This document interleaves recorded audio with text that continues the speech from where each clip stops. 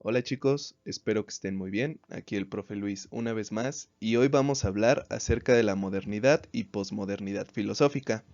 Este es un tema que debemos de retomar con la actitud que habíamos visto en el anterior video, esa actitud de apertura mental en donde tenemos que escuchar ciertos conceptos que nos pueden hacer mucho ruido, pero que son importantes porque nos permiten identificar una nueva postura filosófica. Por eso se llama modernidad y posmodernidad. Hay una ruptura entre lo que se planteaba como historia, filosofía y ciencia y lo que desencadena en el siglo XX. Así que vamos a empezar. Ahora, para poder entender la crítica de la posmodernidad, necesitamos saber qué fue la modernidad.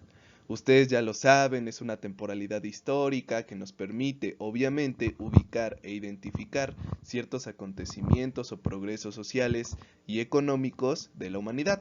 Pero hablemos un poco más en el sustento filosófico, en el sustento histórico y en el sustento económico.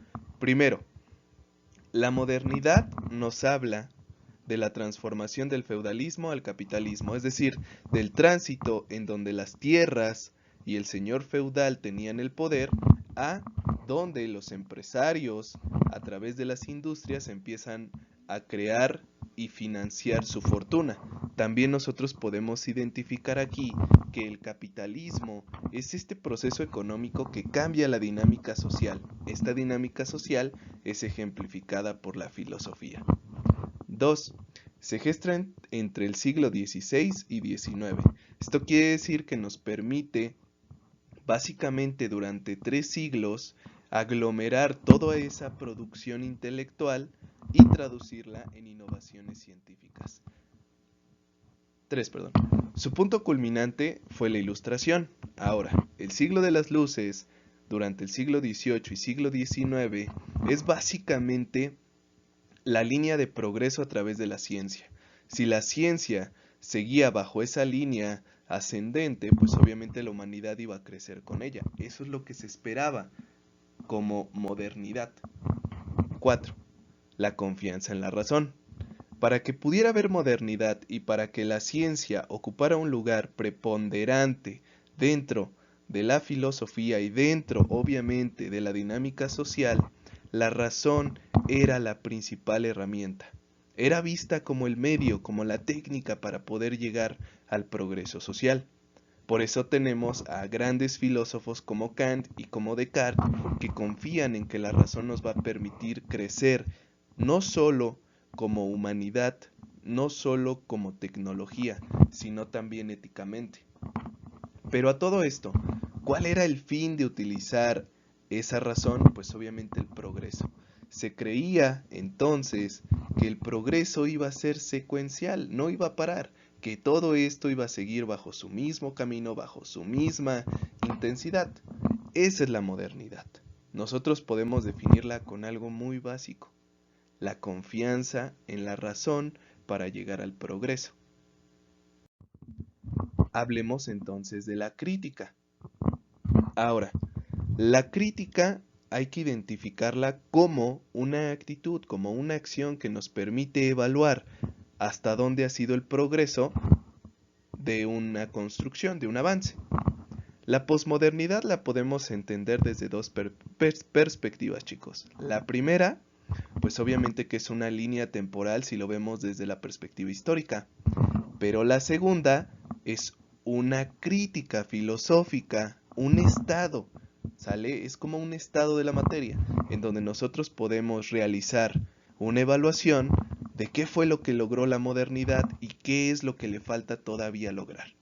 Por eso la posmodernidad aparece primera vez en el pensamiento de Frederick Onis, que básicamente él se centra solo en un término utilizado para el área cultural, para el arte, pero posteriormente este va a impactar en el área filosófica. Ahora, como dato curioso, el término posmodernidad en realidad aparece o surge en el mundo hispano en la década de los 30 del siglo XX.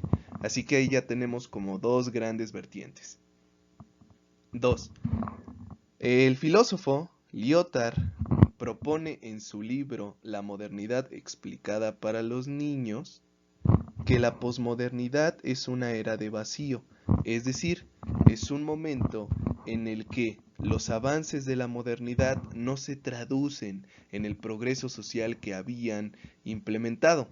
Como lo dirá más adelante en su filosofía, la modernidad va a ser la filosofía de la confianza. La posmodernidad es la filosofía de la desconfianza. Y no desconfianza en la filosofía en sí, sino más bien en la creación que han hecho a través de la ciencia los humanos durante el siglo XX. Se preguntarán, profesor, ¿qué es lo que le afecta tanto a estos filósofos? Solo hay que hablar un poquito de historia contemporánea. Primera Guerra Mundial, Segunda Guerra Mundial, Guerra Fría, crisis de 1929, y podemos seguir y seguir y seguir.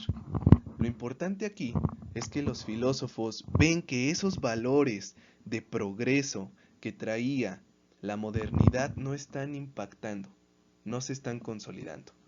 Por eso, recuérdenlo, recuérdenlo, recuérdenlo. Posmodernidad es una crítica a la modernidad. Ahora, ¿se acuerdan que terminamos el video anterior de Nietzsche con su frase Dios ha muerto y nosotros lo hemos matado? Bueno, la frase de Nietzsche es básicamente desnudar que la modernidad construida en los valores tradicionales de progreso, de instituciones como la Iglesia, como el Estado, han fracasado. ¿Cómo lo pueden observar los filósofos? Chicos, es solo cuestión de ver nuestro contexto. Las instituciones fracasaron y es momento de hacer una crítica y después de la crítica una reconstrucción. Por eso es que Nietzsche nos dice, Dios ha muerto. Después, cuando dice Dios ha muerto, es porque se gesta una nueva voluntad de poder. Esa nueva voluntad de poder es básicamente encasillada a un concepto de Nietzsche, el superhombre. ¿Quién es este superhombre? Como se los había explicado con anterioridad, este superhombre no tiene características físicas en sí, sino más bien tiene características individuales que le permiten cambiar el contexto real y social que le toca en su momento para poder remediar y reorientar la civilización al camino. Ese es el superhombre para Nietzsche. El superhombre, entonces, es este personaje que, como les dije anteriormente, no tiene miedo a ensuciarse las manos, no tiene miedo al asesinato, no tiene miedo a la destrucción. Es un hombre que sabe, que vive en un aspecto real, en un aspecto social, y que va a intentar cambiar, podríamos decirlo así, para bien a la sociedad. Ese es el concepto de Nietzsche, explicado a la mexicana. Ahora, es importante, chicos, también que hagamos una conclusión de esto, ¿no? Si bien Nietzsche nos dice que las instituciones modernas, háblese el Estado o la Iglesia, han fracasado en la consolidación de la sociedad porque han creado esta moral de rebaño, en donde básicamente se ha perdido esa individualidad del hombre, sí, claro, pero la conclusión es que no hay que perder el sentido, sino más bien reorientar el sentido. Aquí vamos a hablar de otro personaje muy importante, Heidegger. Martin Heidegger es un filósofo precursor también de la crítica de la modernidad y que nos dice algo fundamental. La deshumanización ha tomado su papel en el olvido del ser. Es decir, la explotación del hombre por el hombre que nosotros hemos visto en el proceso de colonización de África, de América y de Asia, lo único que ha gestado es algo bien esencial y que nosotros podemos ver. Un odio hacia el eurocentrismo, ¿no? Actualmente las grandes naciones como Inglaterra, como Alemania, como Estados Unidos, híjole, están preocupadas y básicamente están llevando una guerra contra el terrorismo. Sí, pero esos personajes que ahora son terroristas fueron tus ex colonias.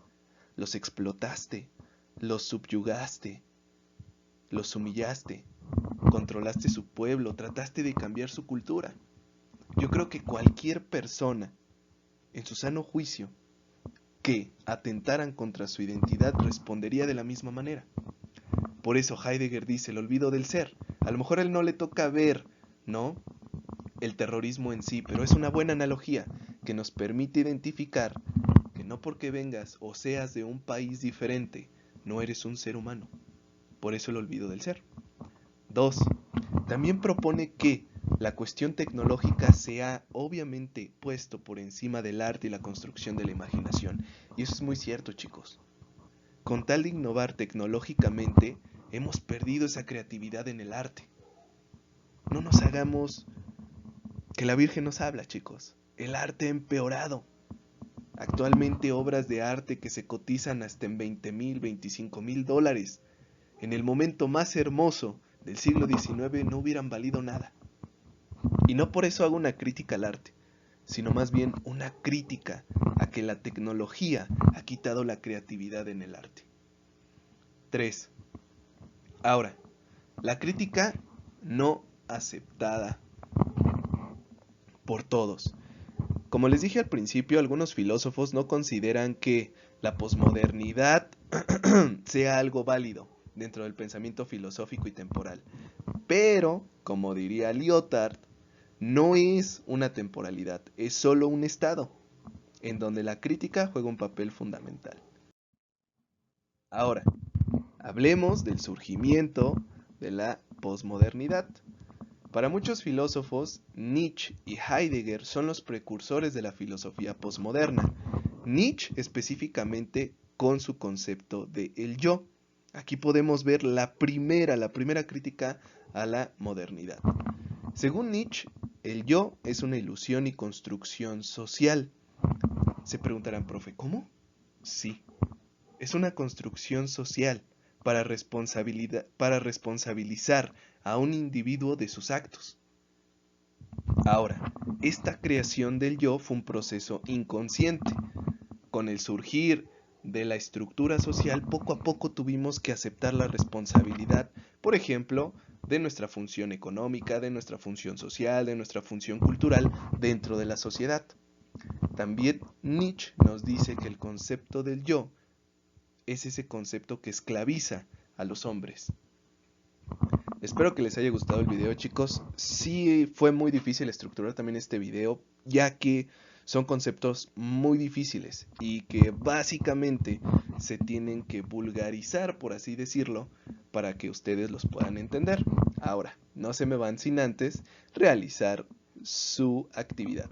Muy sencillo, me van a elaborar un breve ensayo en el que ustedes me identifiquen y describan los principios de la posmodernidad en su entorno. Espero que nos veamos pronto. Hasta luego.